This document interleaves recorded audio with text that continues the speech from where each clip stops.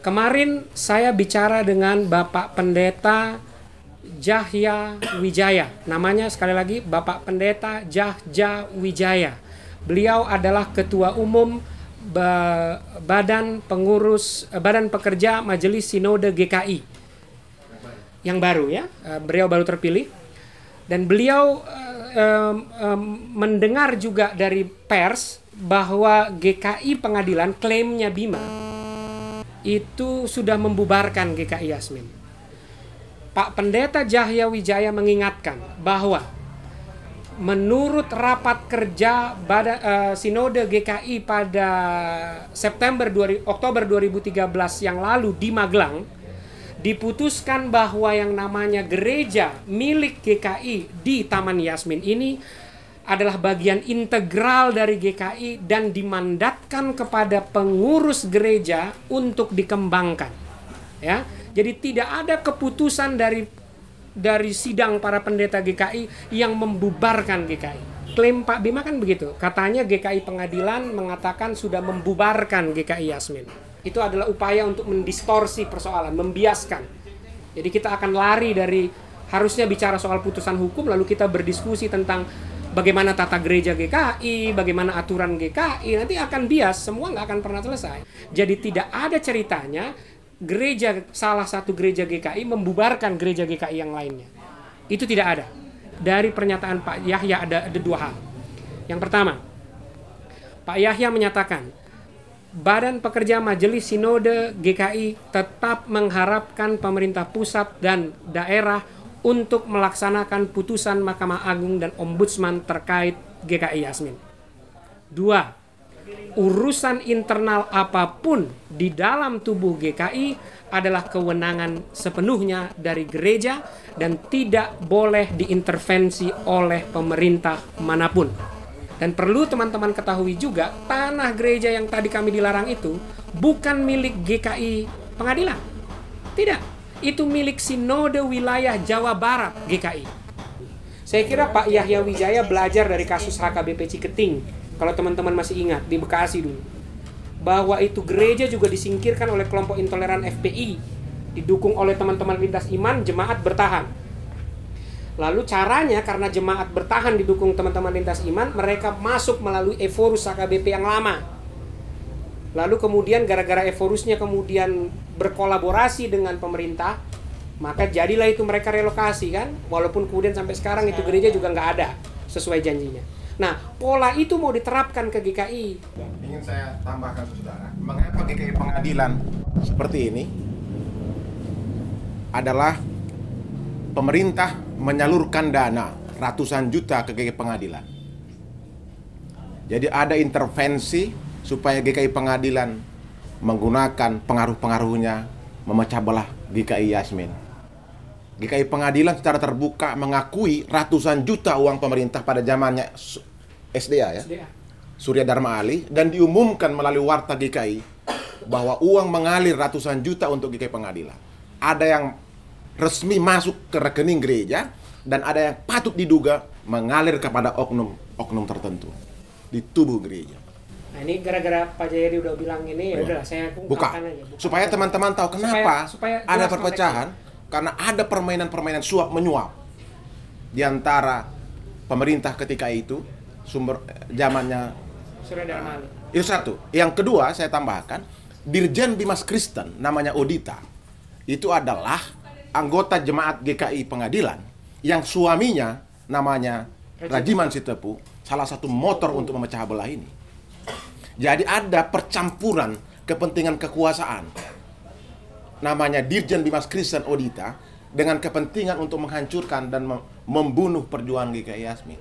Yang notabene perjuangan GKI Yasmin ini bukan untuk gereja sendiri, ini pernah membuktikan sebenarnya kebinekaan masih ada di Indonesia.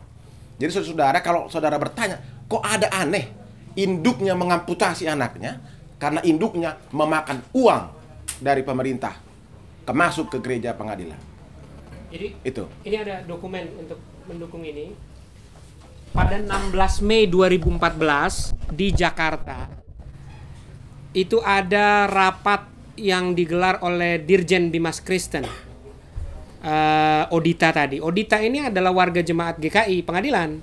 Suaminya adalah anggota majelis jemaat GKI Pengadilan, salah satu penatua. Nah, yang tadi diceritakan soal aliran dana itu terekam di sini di transkrip yang dikirimkan oleh salah satu anggota PGI. Lagi-lagi PGI yang memfasilitasi kami dapat ini. Karena yang diundang saat itu adalah Wali Kota Bogor, Pak Bima sendiri datang. Kemudian juga PGI diundang datang, kemudian Dirjen Kesbangpol datang, kemudian juga Dirjen Bimas Kristen juga datang.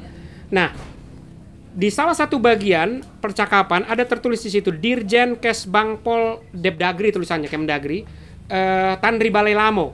Itu harusnya bulan ini pensiun. Ya, sudah pensiun. Nah, ada satu bagian di sini saya bacakan yang saya kuning-kuningkan ini. Setahu saya, Pak, pengadilan, maksudnya GKI Pengadilan, sudah mendapat bantuan dari Kementerian Agama zaman SDA, bukan zaman Pak Lukman ya. Jadi catatan, jangan sampai salah, karena Pak Lukman tidak terlibat dalam hal itu. Bantuan dari Kementerian Agama dan cukup besar. Ya.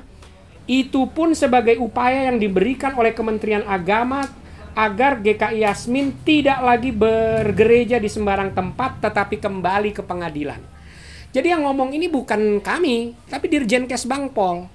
Dirjen Kesbangpol yang namanya Tanri Balai Lamo. Tanri Bali Lamo. Jadi dia yang bicara di sini.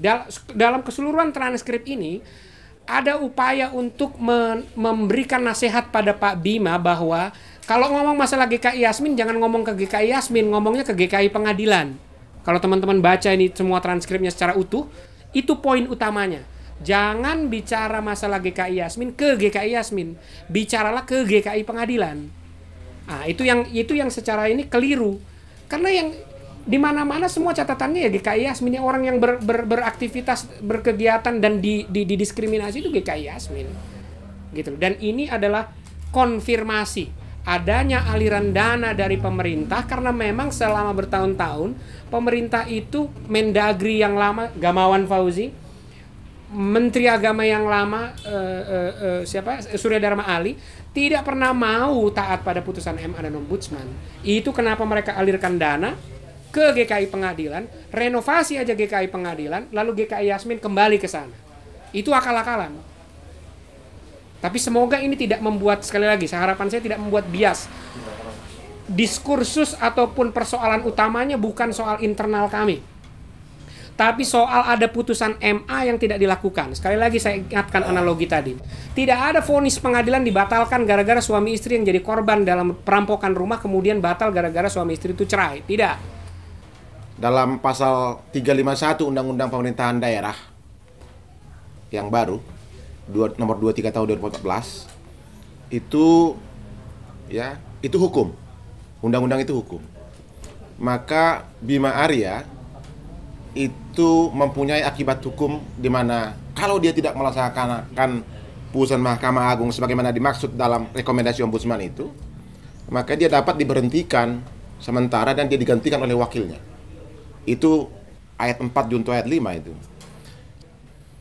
Ada jemaat, pengurus jemaat, namanya majelis jemaat di sini, penatuan namanya di GKI itu, yang juga adalah pengurus dan kader inti dari PAN, yang kalau kita ikutin tadi malam mendampingi Bima datang ke pengadilan adalah kader PAN, namanya Mahakati. Saya cek kepada Arif, Ketua Majelis Jemaat GKI Pengadilan, dialah yang ditugaskan untuk mendampingi Bima dan menghadirkan Bima ke GKI Pengadilan. Yang menurut penjelasan Bona tadi, Bima seharusnya tidak masuk ke wilayah internal gereja. Jadi sesungguhnya yang membawa Bima mengurusi internal gereja bukan saja inisiatif Bima sendiri yang seharusnya tidak boleh, tapi juga adalah kolaborasi dengan kader PAN di GKI Pengadilan namanya Mahakati. Jadi ada pemain-pemain, bukan saja uang yang masuk GKI Pengadilan, tapi jabatan dirjen dioleh-olehin oleh pemerintah. Dan juga kemudian adalah permainan-permainan kotor partai politik tertentu di mana dia memainkan kader-kadernya untuk memecah belah gereja. Itulah yang ingin saya garis bawahi kepada saudara-saudara. bahwa yang namanya Mahakati, saya cek, dialah yang membawa Bima Arya tadi malam ke GKI Pengadilan. Yang seharusnya persoalan partai politik tidak boleh dibawa-bawa ke dalam gereja. Sekarang ini persoalan partai politik, kepentingan partai politik itu sudah dibawa ke dalam gereja. Kepentingan jabatan dibawa ke dalam gereja. Kepentingan uang dibawa ke dalam gereja.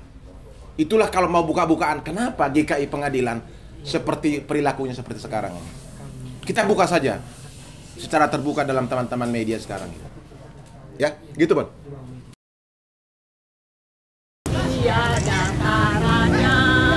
Ini bukan tempat kematian, berhenti! Berhenti! Mau bagaimana? Ini aturan! Ini kematian!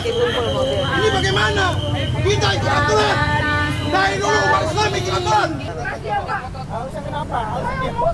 Saya Muslim! Pancasilais! Tahu nggak? Pancasilais! You know! Aing Pancasilais!